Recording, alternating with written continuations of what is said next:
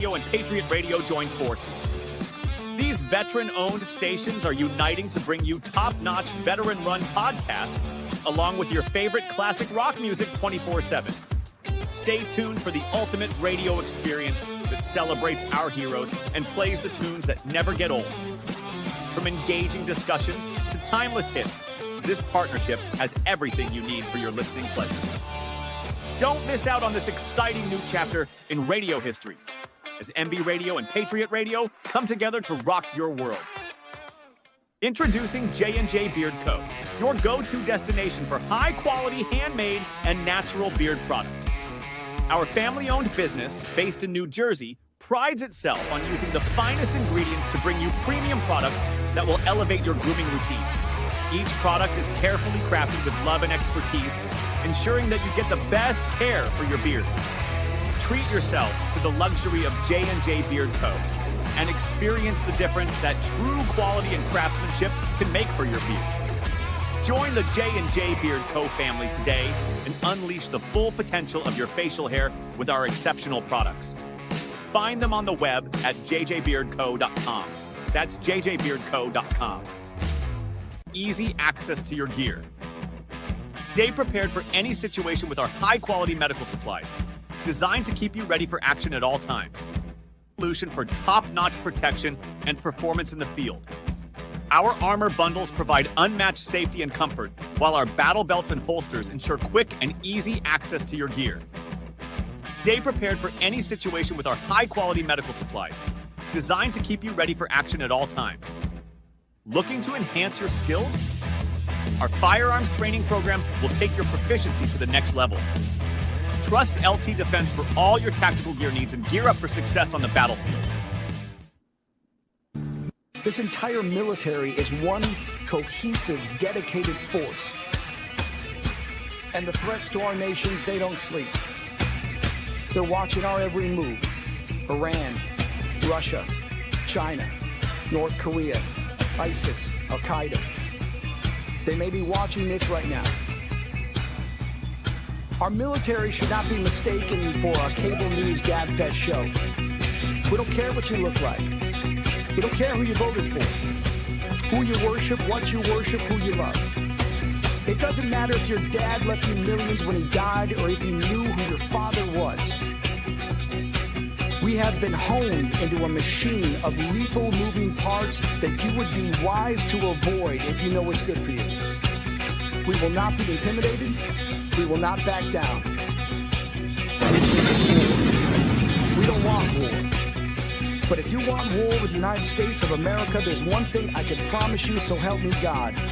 Someone else will raise your sons and daughters. It's clear that the views expressed by our host are not considered the official stance of NDR views. Remember, this is all about having fun and enjoying the ride. Find us on the web at mbradio.com.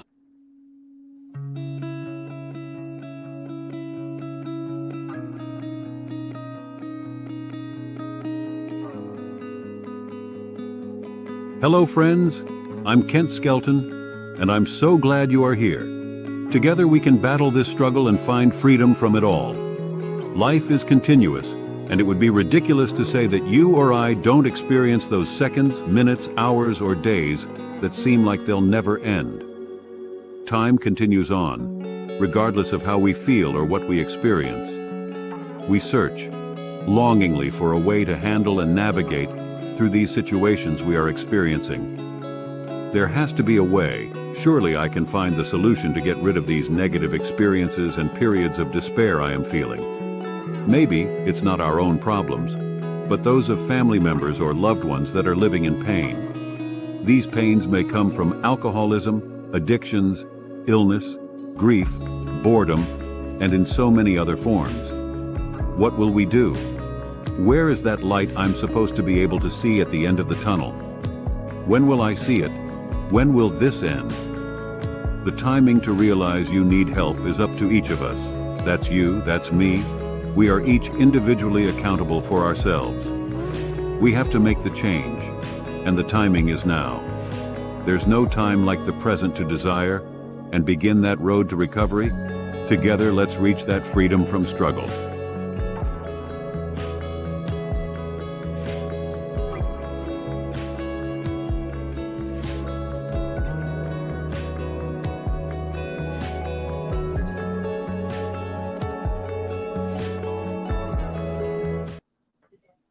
Hello, everyone out there. We're so glad you're here joining with us. And we're Military Broadcast Radio. This is the Freedom from Struggle show. I'm Red, and glad to see you here. And just a little bit about myself. Hey, I am a retired Air Force and a veteran, and been retired almost as long as I was in. 18 years now I've been retired, which is kind of crazy to think about, but it's the truth. We're happy you're here, and I really pray that that when you're watching, that you can get something from the show, and that might help yourself in recovery or with any type of hurt, habit, or hang up that you might be having in your lives. This is based, I base this on a faith-based program. I am a member of First Baptist Church in Biloxi, Mississippi, down in Biloxi. But we do celebrate recovery on Thursday nights, and it is a safe place for people to come. And, we have a great crowd there. And but the cool thing is they got Celebrate Recoveries all over the U.S., and you can simply download a CR app on Android and iPhone, and you can see a little bit what I'm talking about. Shares a lot of the information there. But once again, I want to thank you for being here. It's not about me, man. It's about the veterans. And I just want to introduce everyone right now to my co-host, JD. JD, hey, I'm glad you're here, man. Would you like to share a little something about yourself? Yeah, absolutely, Red. And I'm actually appreciative that you had me back, and as a co-host nonetheless. Come on. My name is JD. I am a retired veteran of 22 years in the Army, active duty. I live now here on the East Coast of the United States of America, and right now I'm just glad to be here with Red on Freedom from Struggle. I really appreciate the cause that he has, just helping veterans to just be free from that addiction and those struggles that, well, many veterans that you see today go through. So I find it an honor to partner with someone that has such a cause and a faith-based organization at that. So I'm here to co-host and just as they say on the NBA, enjoy the ride. Enjoy the ride. That's right, man. Man, I'm like I said, I'm super happy you're here and getting you started. Also, as a co-host, I know you said you'll be on another show later in the week with Big Grizz, and he's a great guy, great host, and I always love being around him, man. He's a good guy. And we got another good guy with us today, and something we can each of us veterans can learn from, because he's been doing this a little while, but I'm happy that he's able to join us. And his name is Farron. I always hate to say the name because I'm scared I'm going to say it wrong, And anyway, man, look, we're super stoked that you're here today to share a little bit. And the one cool thing about it, we got so much in common besides breathing the same air, and walking the same green earth out there, the same green creation all around, and stomps in the same grounds, as in the military, even though we're different services. I got an Air Force, which is the Army, fixed to find out about Farron. And it's amazing. But we've also I found that we've got a little bit more in common than just that, Anyway, and that's why we're here at Freedom from Struggle, to share with you. Farron, a little bit about yourself, sir. Yeah, so again, Farron, I go by Farron, or you might hear me say Farron. I accept both. Okay. Retired Army National Guard. I was actually AGR for 20 years, then medically retired from there at my ANOC school. I was working on my Master's Sergeant rank, and I experienced what they call sickle cell trait exertion with rhabdomyolysis. And I collapsed and almost died after the 2-mile run. And so that was pretty much the end of my career, and put me on this journey here to be in front of you. So just glad to be here, Red. I appreciate you, man. We're not strangers. Nice to meet you, JD, as well, man. Welcome to the team. Likewise. Well, look, like I said, super happy you're here. And I do want to share a little something. The Freedom from Struggle show, like I said, is kind of it's based on faith, man. We're just, like I said earlier, hope somebody just at least one person, if one person takes something away from what we're sharing with folks, that's a blessing, and that makes it worth being here. It's great if it's a veteran, because we are on a veteran, platform with Military Broadcast Radio, giving veterans a voice. The three of us, and we got the nation covered. You know, West Coast, East Coast. I'm over here on the Gulf. You know, I'm the motor. I'm the number one speaker of Southernese. I might have made up the language, but folks, we're not to be clowning around, I guess. But you know, that's what I am a little bit. But look, we really want to. We're glad you're here. I want to share this real quick. This is the first 3 steps to CR that I'm going to bring up on the screen. Farron, JD, I'm going to read the first part, and if you'll read along with me on the scripture that goes along with the steps, you know that this is, folks out there. This is what each of us can do, and it's constant. You know, they do over and over, but the most of the steps. But these first 3, man, are the main, and they will not. It cannot lead you wrong. So let's read those real quick. I'm going to bring them up on the screen. If you see in the screen, if you're driving down the road, don't be looking over at the screen. Just listen to us, okay? We'll try to keep your attention. But here we go. We are right here, bringing it up right now. For some reason, it just didn't pop up. I wanted it to, but that should bring it on the screen. And did it? Let's see. Not yet. Not yet. No, I'm working on it though. You got it. Yeah, I'm working on it. Some reason it just don't want to play, but it probably helps I hit that little blue share button. Yeah, kind of, you know what I mean? Kind of leave it up to the computer, man. It knows what it's doing. It's just got to press the right buttons. Okay, look here, everybody. This is where we come out of denial and stuff like that, where we admitted we were powerless over our addictions, hurts, habits, hang-ups, or compulsive behaviors, and that our lives had become unmanageable. Yeah. And in Romans 7:18, it says, guys, I know that nothing good lives in me, that is, in my sinful nature. I have the desire to do what is good, but I cannot carry it out. Like I said, once again, that's Romans 7:18. I guess it don't do too good when we're talking over the top of each other. We can't talk in unison. I thought we could. And that might be a good thing. You got to say, hey, cadence. and that might be good, because I was going to try to get us to sing a little song right over here in the second segment, you know, to make a little joyful noise. We're going to have to skip that today for all you guys and gals out there in the audience. But look, step 2, and Farron, if you'll read this afterwards, if you can see it, okay. But step 2 is we came to believe that a power greater than ourselves could restore us to sanity.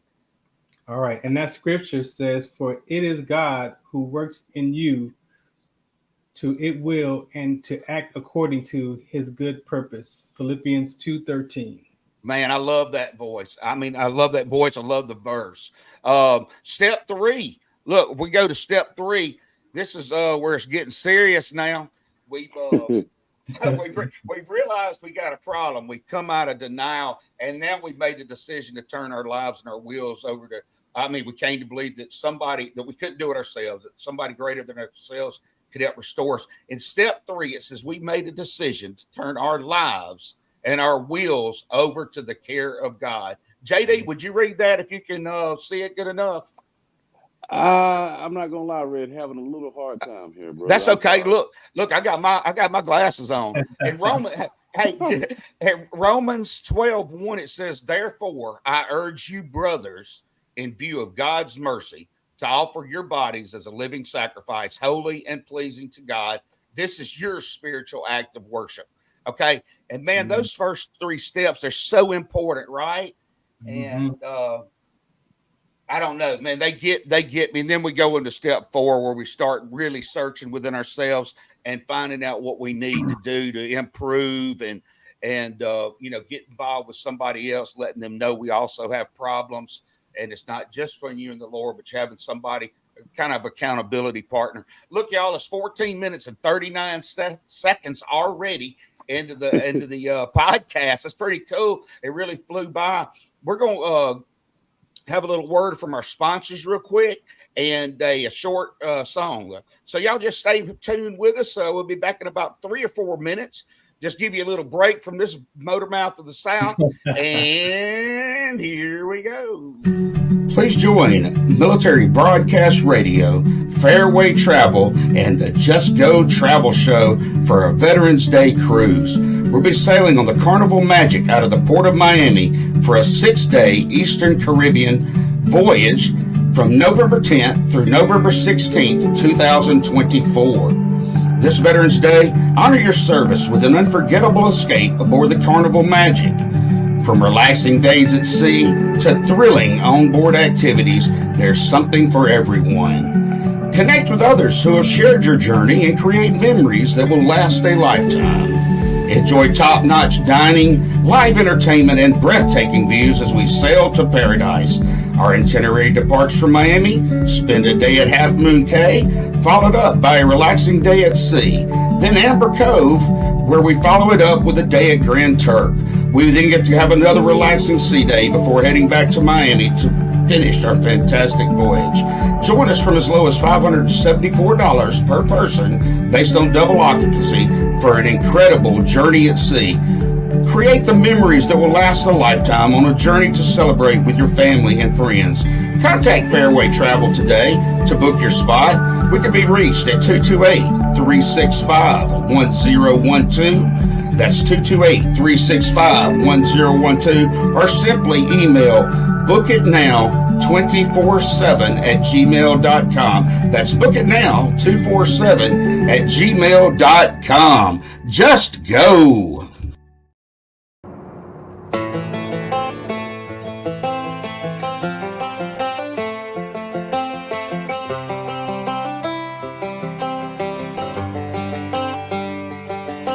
It's the guts and it's the glory.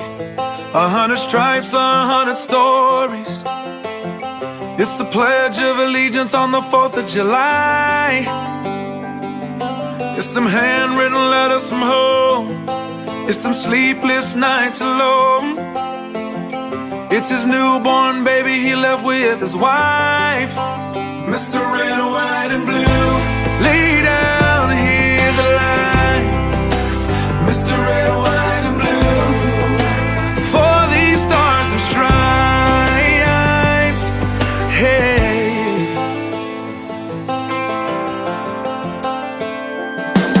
From the fields of Indiana to the swamps of Louisiana to the golden coast of California, Uncle Sam's the only family he's got.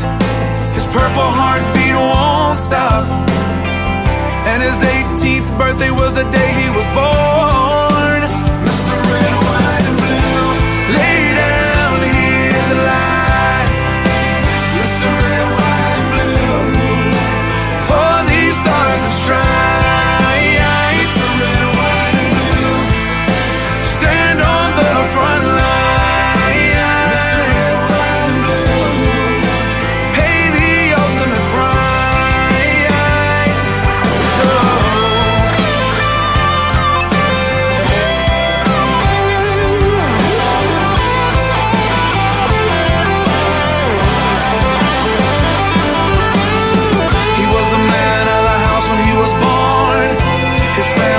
Proud but torn, but if you knew him you would understand. He was raised on how to be brave, just to see the flag still wave. And then he came home with only one hand. 'Cause Mr. Red, White, and Blue, lay down, hear the light. Mr. Red, White, and Blue, for these stars and stripes.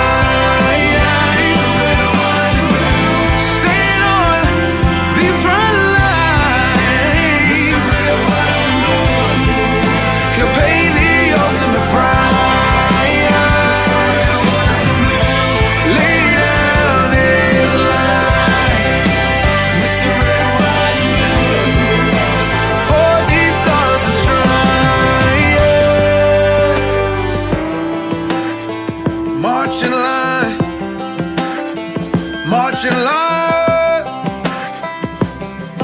Hey. Hey.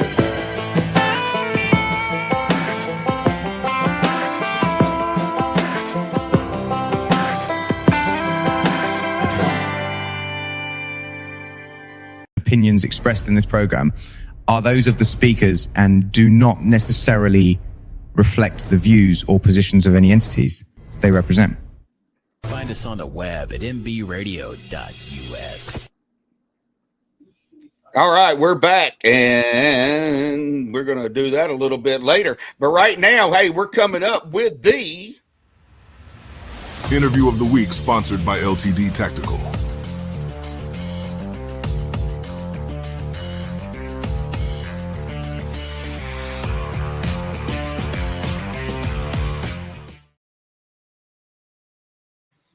Here we are. Farron? Yes. We're glad that Farron, we're glad to have you, sir. And thank you. Anyway, we did ask you to come on with us today, and just why don't you share a little bit, anything you want, and of course, we'll take a little break here when it comes time, and then step right back into it and hear a little bit more from you. Okay? I mean, where you want to start? You want to start how I got here in front of you, or you want to go back in time a little bit? Let's go back in time. Let's go back in time. And when I'm talking about that, I'm talking about you were living, you were experiencing things, and maybe you found your life had become unmanageable, or maybe something significant happened in your life. When you thought things were going good, maybe you were being functional, and then how you just came around, to start a realization of what was really going on. Yeah. So, I mean, I appreciate you too, again, for allowing me to share this, because so important for people, especially our veteran community, because a lot of us who may have these inherited genes never paid attention to what was actually going on in our bodies. And then we just think that they're muscle cramps, or we just think that they're always just tired or whatever. But yeah, my life totally changed. I was at my ANOC. Back then they called it ANOC. And so I was doing ANOC back then, and it was like my 17th year. We do that exercise test twice a year. So, for the school, we do it for record. And I got out there that morning, did the push-ups, sit-ups, out doing a 2-mile run. I heard the instructor as I came around the last turn. He was 15:45, 15:46. So I'm like, oh, shoot, I'm doing good. I'm 36 years old at the time. I have 17:21 to pass. So I'm like, oh, he's talking about 15:45. Like I'm good. So we're trained to sprint the last lap. So my mind says, okay, let's get your best time. And so I kick in that gear to take off. And I do remember like this vibration, like this electrical charge come over my body, like sensation. And I'm like, okay, well, you know what? I take off and cross the finish line 16 minutes, put my hands over my head, air my lungs, all that stuff we're trained to do. But all of a sudden my peripherals started getting dark and I started feeling weird. I'm like, man, I don't feel well. So I kneel down, I lay back on the ground, and everything's spinning 1,000,000 miles an hour. So the medics come and get me, rush me to the hospital. Doctor comes in, gives me an IV, comes back and says, hey, you ever had kidney problems? I said, no. He says, well, you do now. And then he walks out. And I'm like, what are you talking about? So the instructor standing next to me, the doctor comes back in and says, you know what, man, it's just a freak accident. It's probably dehydration, heat stroke. I'm going to give you another IV. Go back to the barracks, take the rest of the day off. You should be fine. School's like, okay, yeah, cool. We're not doing too much today. Take the day off. I go back to the barracks. I lay down, I wake up, and I'm worse. Everything is still spinning. I'm throwing up. I'm almost crapping on myself. Like I'm in a very bad state. I lay back down and go to sleep. I know it's 16:30 because my classmates come back in the barracks and they see me and they rush me back to the hospital again that night. And the night doctor does some more blood work. And he sees that my creatinine kinase levels, my CK levels are 12,000 and they're rising. And so at the time I'm 36, they're supposed to be about 150.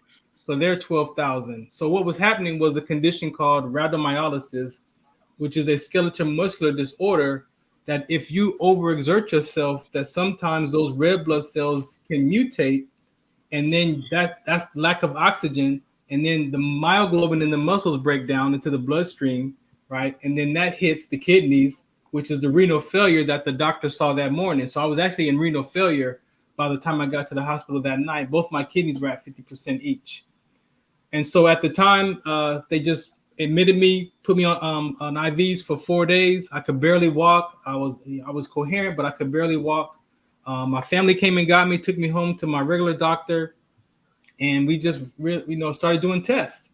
And we realized that I just couldn't run anymore. It's like I got on a treadmill and it felt like I got off a roller coaster ride. And so this went on for 2.5 years. This is from 2006 to 2009. And he says, you know what? You just can't run anymore. So I'm like, cool. I've seen people with worse conditions, surgeries and things like that. They'll just give me a profile and I'll just do the walk or the bicycle. I don't swim. I swim like a Chevy truck, like a rock. Like a rock. The myth is real. So I was like, I'll just do another exercise. So turn that paperwork in. And man, the military said, oh no, man, you're done. Like you can't do anything until we figure out what happened to you. I'm like, that was 2.5 years ago. I'm like, I'm cool. I can't run. Give me an up. No, they're like, nope, we got to find out what happened to you. So they put me on a P4 profile, which I couldn't do anything, non-deployable, couldn't carry a weapon. I was done. And during that process, the waiting process, it was like, okay, what's going to happen to me? You know? And I was the third in charge of my unit and as a readiness NCO. And so when all the medical paperwork came in, of course, I looked at the list and I saw my name and it said pending discharge. And I'm like, wait a minute, is it a process? Like nobody told me that. Yeah. But the key is, and this is where mental health comes in. The key is when I read that and I said that to myself, my subconscious mind said, your life is over. Right? So I can articulate that to you now because 14 years I've been doing this work, but I can tell you I've figured out where it came from. And in that moment, when I read that email and I read that document and I said pending discharge, my mind said, oh, your life is over. And so I make the phone calls and they're like, oh no, it's a mistake. No, you got to go through a medical board and all this process. But I already read it and I already told myself my life was over. And that began the spiral of not just my physical health, but my mental health. And so I remember just being at work, man, just waiting for that phone to ring. And every time it rang, I was like, oh my God, like is this the phone call that's going to end my career? Right. Eventually, there was the phone call. There was the medical board process.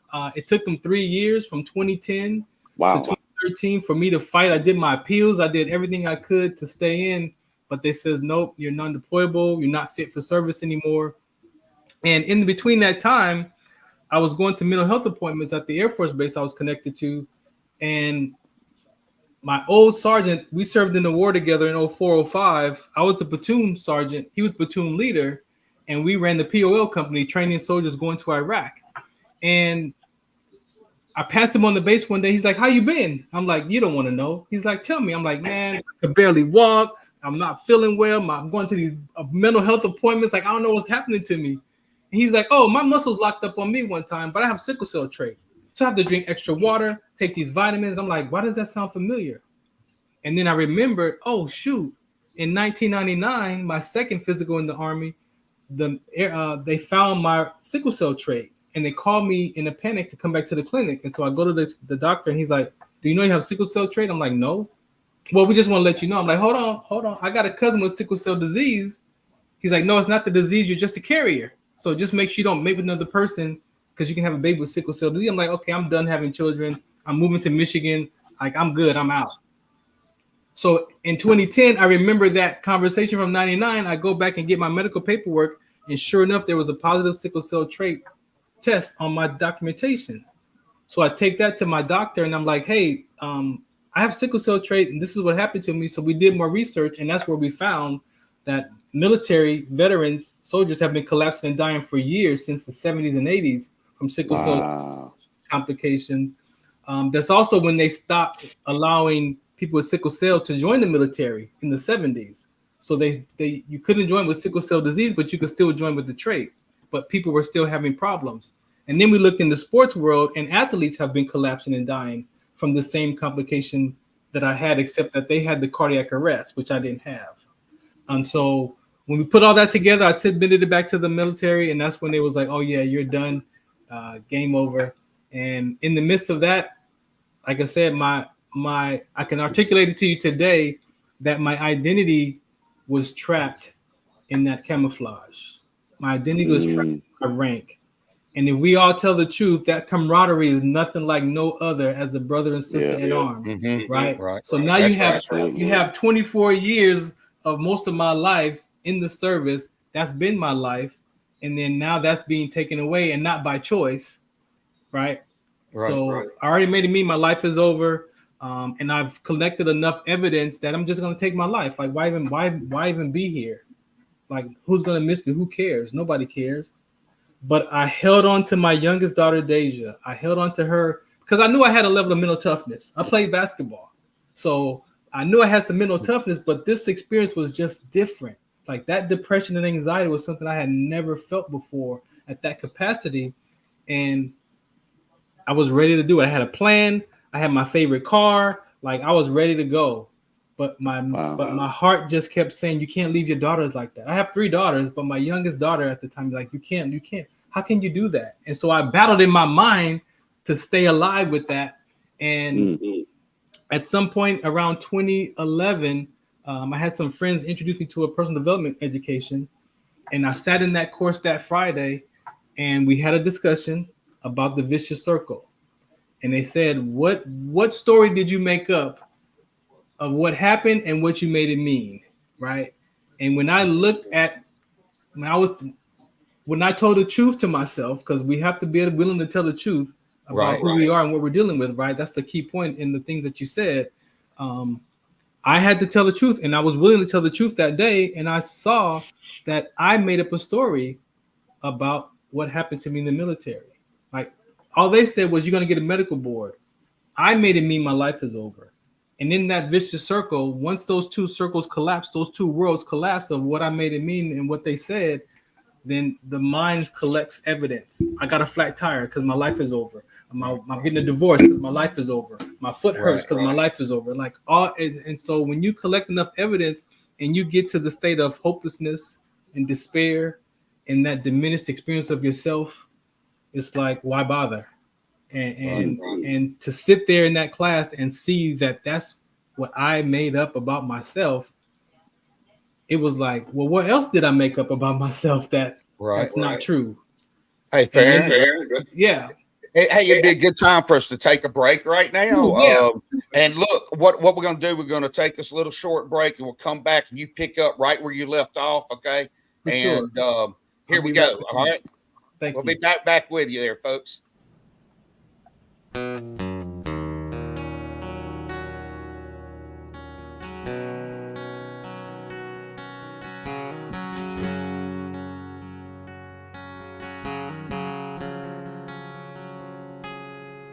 Another regular day, nobody knows. It's that time, he's coming home to them from a foreign land. He pulls up, his mama cries, looks at daddy with tears in his eyes and says, nothing feels better than this. Couple of months go by and no one sees. Something just ain't right, all he wants is peace. He needs help, but he don't know the path to take or the way to go to be free and put his mind at ease. We will help, 'cause we can't stand to see a soldier go to God by their own hands. We will do everything we can to make 22-0 again.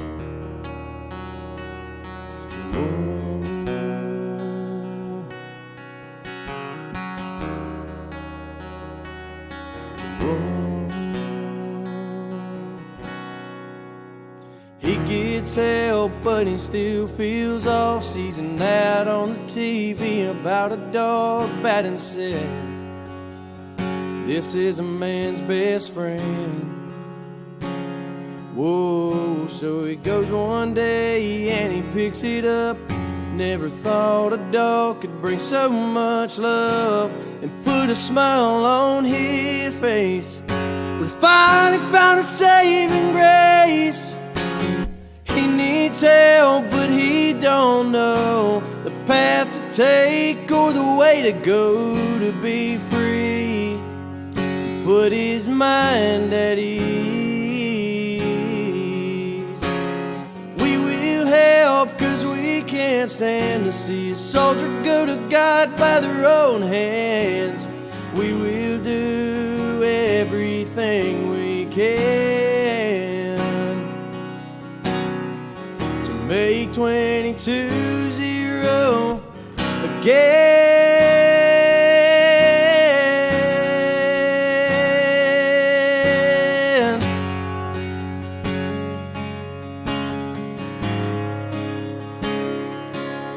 Whoa, whoa.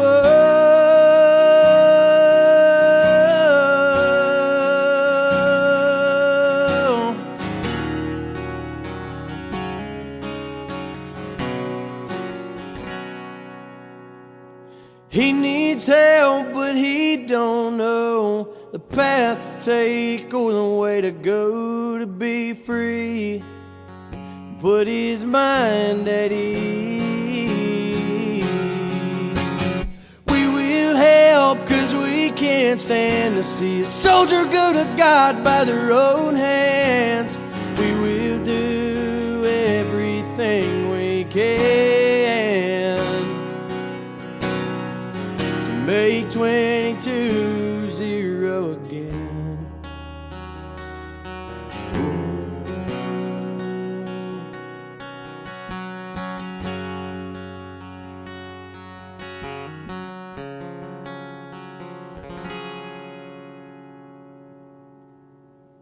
Get ready for an epic collaboration as MB Radio and Patriot Radio join forces. These veteran-owned stations are uniting to bring you top-notch, veteran-run podcasts, along with your favorite classic rock music 24/7. Stay tuned for the ultimate radio experience that celebrates our heroes and plays the tunes that never get old. From engaging discussions to timeless hits, this partnership has everything you need for your listening pleasure. Don't miss out on this exciting new chapter in radio history as MB Radio and Patriot Radio come together to rock your world. Opinions expressed in this program are those of the speakers and do not necessarily reflect the views or positions of any entities they represent. Find us on the web at mbradio.us. Farron, lay it on us, brother. Yeah, no, thank you again for allowing me to share this this conversation.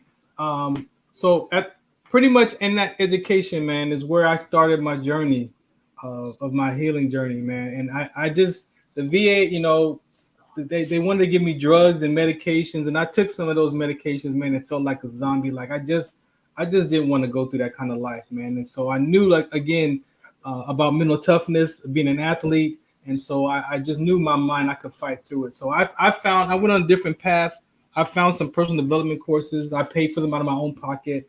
I trusted them. I call that my philosophy. I literally challenged the first 40 years of my life, man.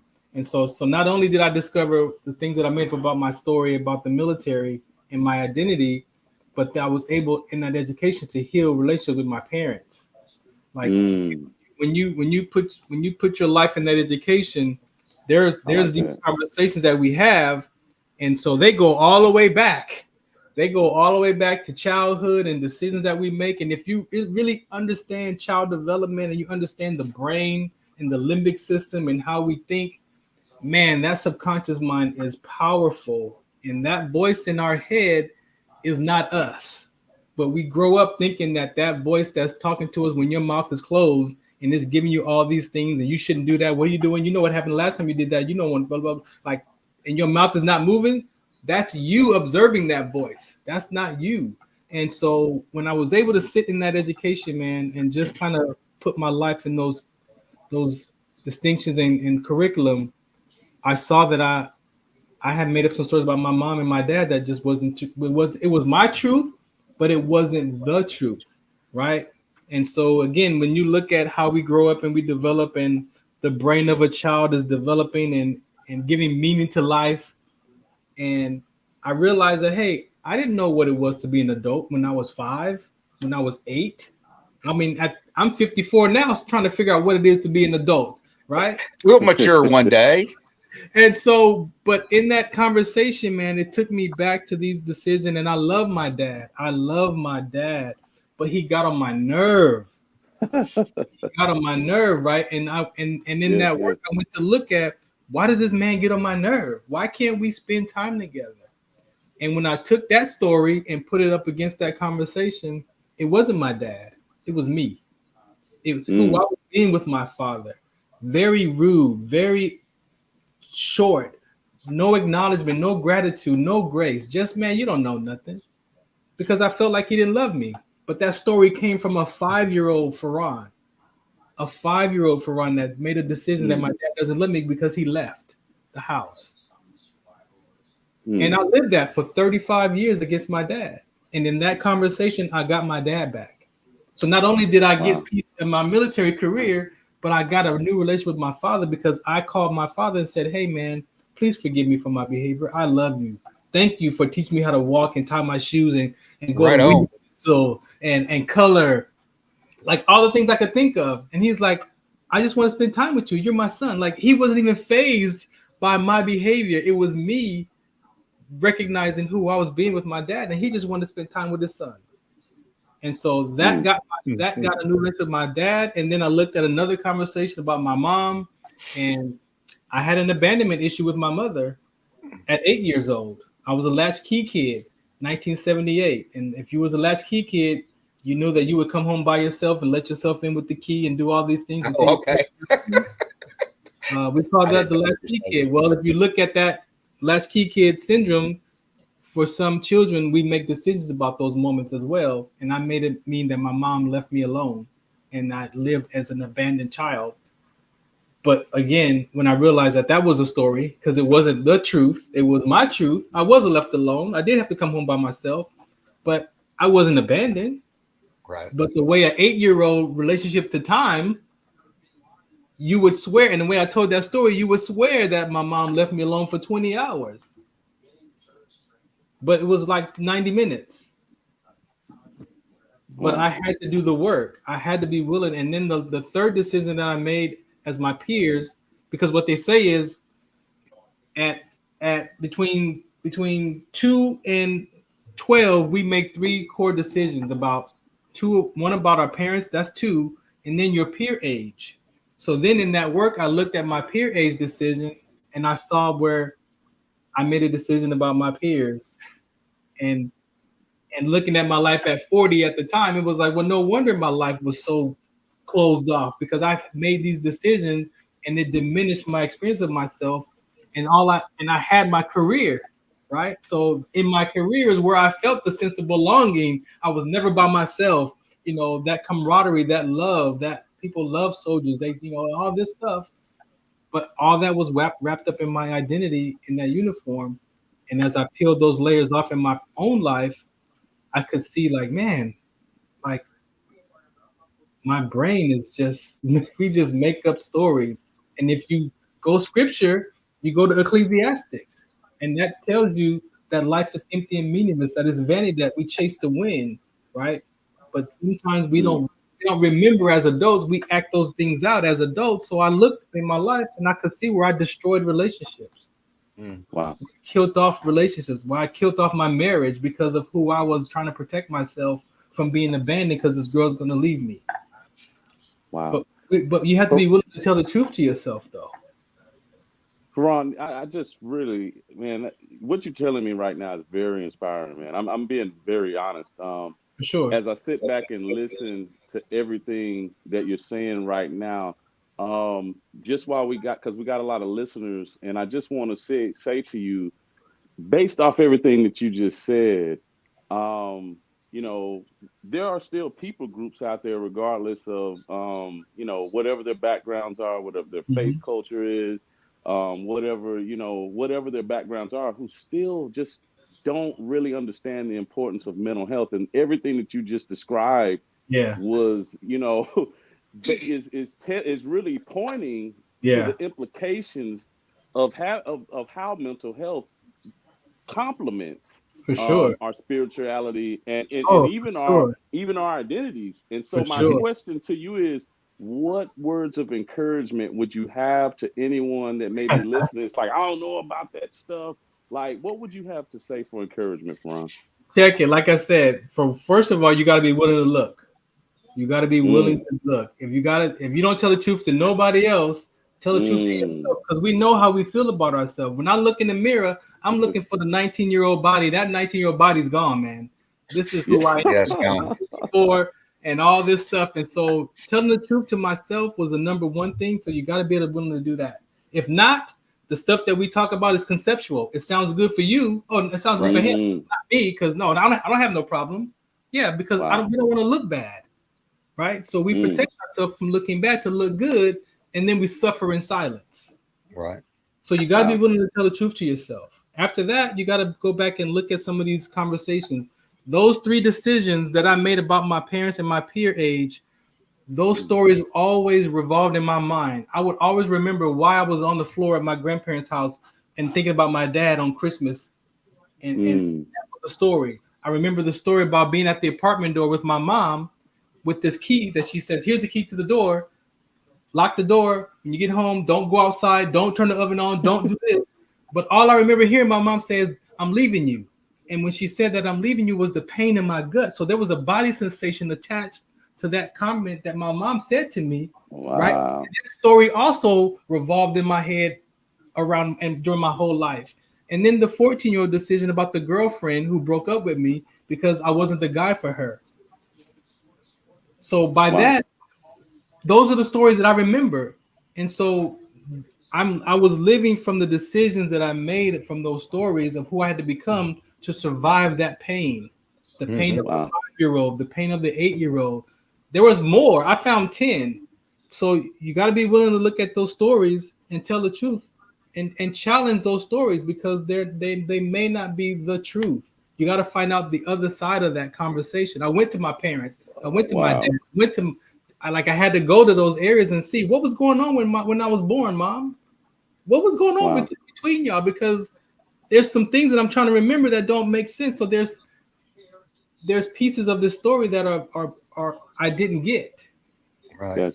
And sometimes as parents, we try to protect our children because, oh, he's 5, he don't know what's going on. He's 12. You better believe that if you don't tell the child some truth of what's going on, that they store that in their minds. If not, I'm going to go make up my own story, and now I write my own script to what happened to this family. And now you can't tell me nothing different because that's my truth. That's right. Looking at that, I had to get a new ideology, I had to get a new philosophy, and I had to get a new theology. I live from those 3, my theology, my philosophy, and ideology. And I found 3 things that I trust at 40. I found 3 things. I trusted the Bible. So I went back into that work took me back to church because it said, after all these stories you made up, now why are you born? If you could tell the truth and you made up these stories that's not true about who you are today at 40, then why were you born? So guess what? I went to where my parents and my grandparents taught me was the Bible, and I found purpose, passions, and gifts. Amen. All right.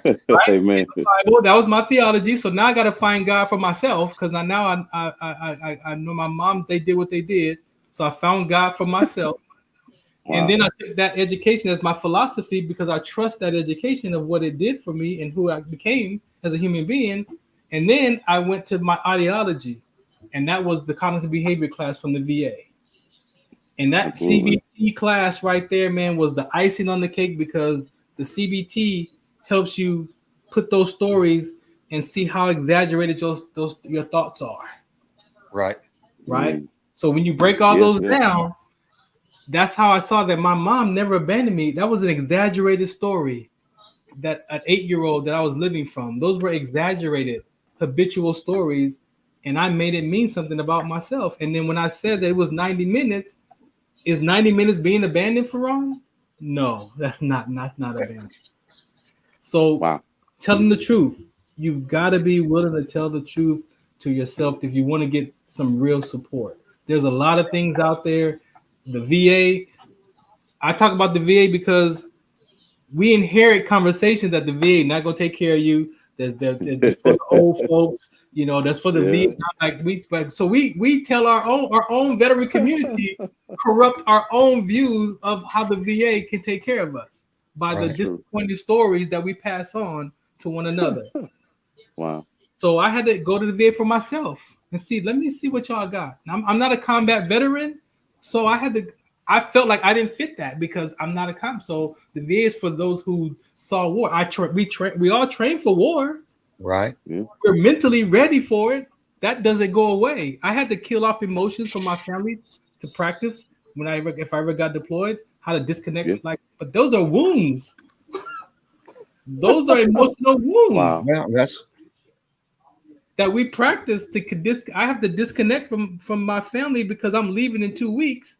Bro, I have to practice that because when the day comes that I got to leave and go over, I was taught in basic training, if you cannot worry about where your girlfriend is at because in 2 seconds you can get your whole squad killed. Now you tell that to a 19-year-old brand new E1, bro, I'm killing off all emotions to everybody that I can think about because I'm not trying to get nobody hurt. This is my life career. Right. So all these, when you look in your life and you tell the truth and you look back at all these different nuances and notions that we made you who you are today as a human being, at some point you got to challenge those. Right. Wow. At some point in your life, you got to be like, you know what? And that's what got me in the midst of my deepest depression. My spirit said, there's got to be a better life, Farhan. Like, why do you want to take your life? Like, there's got to be something better.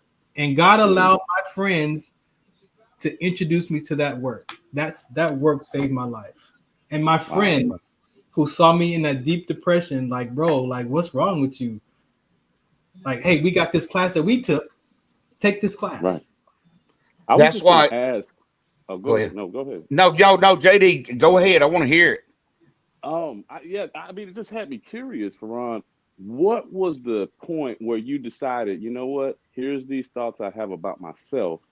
I recognize them. What was the point where you said, okay, it's time for me to divorce those thought processes and begin to start new? Like, what was where the rubber really met the road where you said, okay, no more of that. I'm leaving it alone. So one day I was talking to my mom, and my mom is a minister, and I called my mom, and I want to speak to my mother. I don't want to speak to the minister. I want to speak to my mother. Right? Wow. So I call her, and she's trying to give me Bible scriptures, and I wasn't there yet. And I'm like, you know what, Mom? Since you're not going to listen to me, I'm about to get in my car, and I'm about to drive my 350Z, my 370Z into the back of this truck on the freeway because I'm done. Because you're not. I'm trying to tell you how I feel, and you're not listening to me. So I jumped on the freeway with my mom on speakerphone, bro, and she's like, "What are you doing?" I'm like, "I'm on the freeway." And I jumped on that on-ramp, man, and doing like 90 miles an hour in my favorite car because that's how I was going to take my life in my favorite vehicle, my 370. Wow. And I zoomed on that freeway, and my mom is hollering in the background, bro. And I'm like, "There's got to be something better than this, man." And so I got off the next on-ramp. And I think when you go to God, because I believe that was my spirit reaching out, because those seeds that were planted from growing up, my spirit said, man, and God sent someone, my friends, new friends, that said, hey, we're taking this education. You look like you could use this.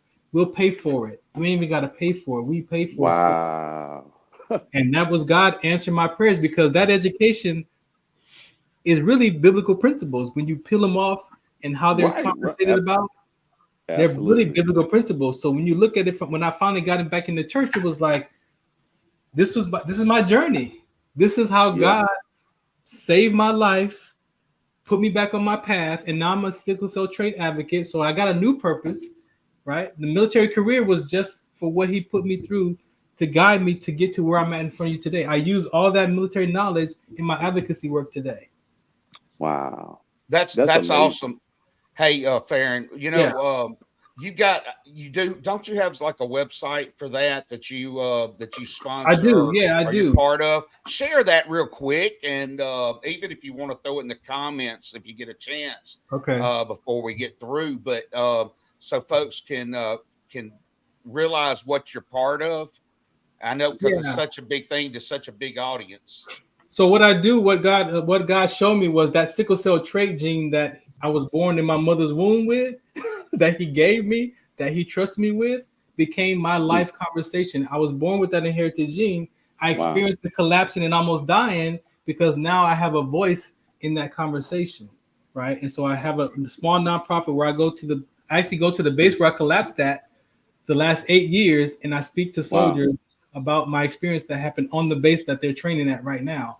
And so that's my organization, WDC on SCT.org. But yeah, God showed me that sickle cell trait, you were born for this conversation. Wow. Right? And so going through all of that, this really is touching. Going through all that, getting back into the word, renewing your heart, right? Because that's what the work is, and is biblically is renewing your mind. It takes work, bro. Yes, sir. Work to renew your heart, right? Hey guys, I want to throw this in there. Like you said, it takes work. I mean, it doesn't matter how good that VA program that you go to, as far as you like your CBT, I believe that was the initials for it, acronym. And it doesn't matter if you go to AA or NA or any type of Celebrate Recovery, what I'm talking about, or any type of program that's going to help you improve your life. Okay. I mean, it's, you can't lie. You're not going to get out any more than you put into it, and that's why I was saying, where you're talking about work, it's so important. I mean, if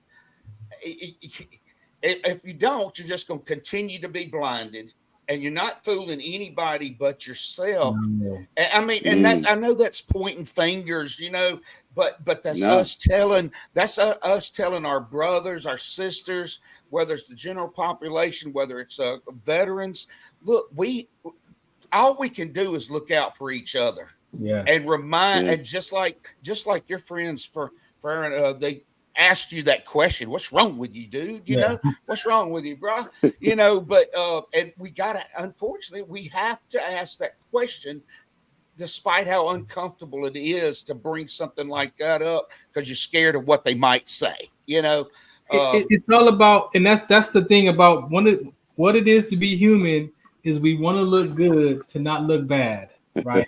and we want, and how we do that, how we maintain that is our opinion. My opinion is right, and the whole world is at each other's throat because of how we look at our opinions is the truth. But what does God say? God said you had to give up your will. So my opinion is my will. So when I came back to Christ, I had to give up my opinion about my life so I could see what God has to say for my life, because it's not my life anymore. So there's a process. You got to be willing. Good stuff. Wouldn't you say that, JD? You got to be willing, JD. Yeah. Man, that's good stuff. Brother, I'm actually very I would say riveted right now. So just please I guess ignore me for a little bit. No, you're good. But these are the things that our brothers and sisters are dealing with. We're taking our lives one every 65 minutes, man. Wow. Because we got to figure out what's next. What's next in my life? But you got to get back to your core beliefs. You got to get back to the basics of who you are as a person. That identity crisis happens when you're about 12 to 13 years old, when you're no longer talking to your parents.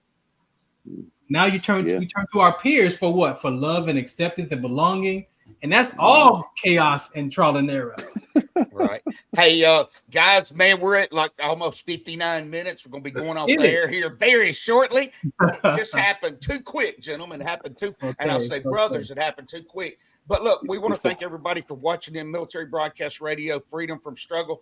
Come on every Saturday at 3 o'clock. We're even on the Roku channel and the Amazon Fire Stick now, along with Patriot Radio. We're going to do our closer real quick. We thank you for being with us. See you next Saturday again at 3 for this show. Farron, you got a show tomorrow night. I'm Sunday night at 8 p.m. Pacific time right here on MBR. JD, you know the time for yours? I figured that I got an iPhone. Oh, bro, you're talking about my Okay.